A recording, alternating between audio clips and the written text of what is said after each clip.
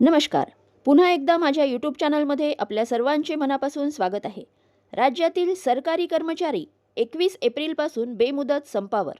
राज्यातील सरकारी, निमसरकारी, शिक्षक आणि शिक्षकेतर असे सुमारे 17 लाख कर्मचारी 21 एप्रिलपासून बेमुदत संपावर जाणार असल्याची घोषणा राज्य सरकारी कर्मचारी मध्यवर्ती संघटनेने केली आहे.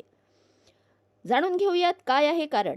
त्यापूर्वी चॅनलला नवीन असाल तर लाईक करायला विसरू नका, सबस्क्राईब करायला विसरू नका, नवीन अपडेटसाठी बेल आयकनला प्रेस करायला विसरू नका आणि माहिती आवडल्यास आपल्या सहकारी मित्रांना शेअर करायला देखील विसरू नका.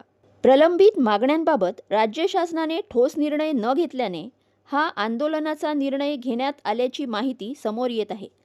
संघटनेच्या म्हणण्यानुसार महायुती सरकारला सत्तेवर येऊन वर्षाहून अधिक कालावधी उलटला असला तरी कर्मचारी शिक्षकांच्या प्रलंबित प्रश्नांवर अद्याप कोणताही ठोस निर्णय झालेला नाही. संघटनेने राज्य शासनाकडे एकूण 18 मागण्यांची सनद सादर केली आहे.